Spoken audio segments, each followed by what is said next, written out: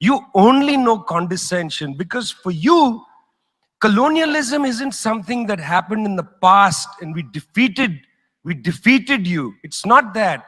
For you, colonialism is a permanent condition. And that permanent condition happens in two ways. There's the permanent condition of the colonial mentality.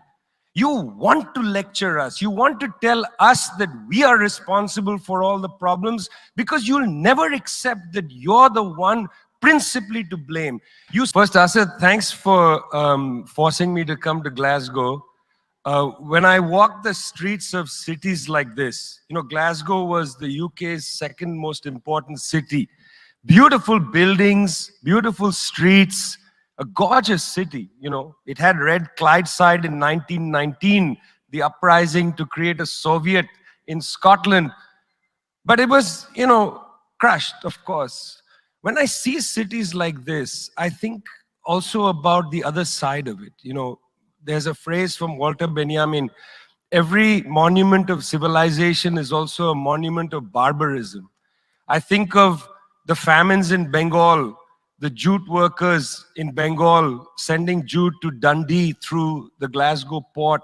I think of human beings from Africa enslaved and brought from Ghana to the New World, and all those prophets getting sucked into cities like London and Glasgow. Between 1765 and 1938, the British Isles stole $45 trillion pounds from India, 45 trillion sterling from India.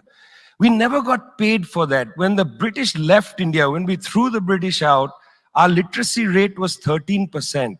So much for several hundred years of so-called civilization. Meanwhile, our landscapes were destroyed.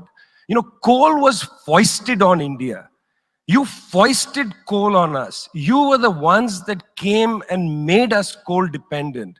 And then you left, and now you dare to condescend to us. When I listen to Boris Johnson, when I listen to people like Joe Biden, when I listen even more to Emmanuel Macron, all I can think of is how condescending you are. You condescended to us 400 years ago. You condescended to us 300 years ago. You condescended to us 200 years ago. You condescended to us 100 years ago. You're condescending to us today.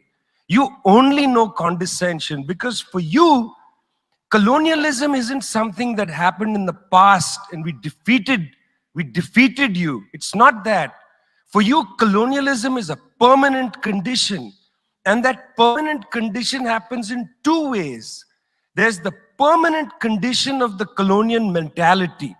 You want to lecture us. You want to tell us that we are responsible for all the problems because you'll never accept that you're the one principally to blame. You signed the Rio Formula in 1992 on common and differentiated responsibilities. You like the common part. You like the common part. You like to say we're all in this together and so on. We're not in this together. The United States, 4-5% of the world's population, still uses 25% of the world's resources. You outsource production to China, and then you say China is the carbon polluter. China's producing your buckets. China's producing your nuts and bolts. China's producing your phones. Try to produce it in your own countries and see your carbon emissions rise. You love lecturing us because you have a colonial mentality. Then there are colonial structures and institutions. You lend us money, and every time you lend us money, which is our money, every time the International Monetary Fund comes to our societies and they tell us, here's the money we are giving you. No, it's our money. You give us our money back as debt, and then you lecture us about how we should live. It's extraordinary. It's not just a colonial mentality. It's the colonial structures and institutions which reproduce themselves year after year after year. And let me tell you something, the climate justice movement, not clued enough on this. The climate justice movement is a movement that says we're worried about our future. What future? What future? Children in the African continent, in Asia, in Latin America, they don't have a future, they don't have a present. They're not worried about the future, they're worried about their present. Your slogan is, we're worried about the future. What future? That's a middle-class bourgeois Western slogan. You got to be worried about now. 2.7 billion people can't eat now. And you're telling people, reduce your consumption. How does this sound to a child who hasn't eaten in days? You got to clue into this, guys. You got to clue into this. Otherwise, this movement will have no legs in the third world. No legs. Later, I'd like to tell you about the International People's Assembly, a network of 200 political organizations that we're setting up, rooted in the global south. We want to tell you what our issues are, but are you willing to listen?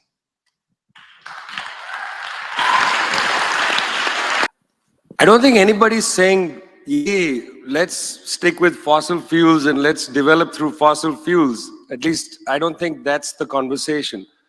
The conversation is the following. Who's going to fund the transition? And what will the transition look like? Do we want to modernize capitalism? Is that what the game is? I mean, the big corporations would like public finance to underwrite their modernization of capitalism. And I don't think that's a really good idea.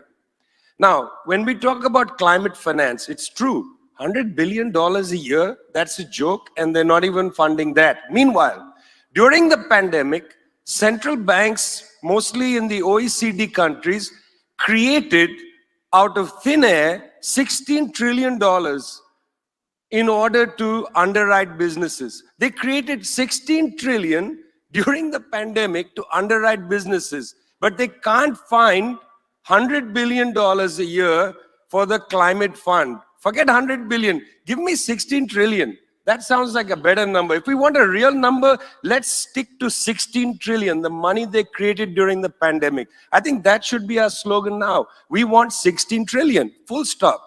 Secondly, it's not a question of funding alone, it's a question of technology. You know, the international patent system is broken. We know it's broken with the people's vaccine having failed completely.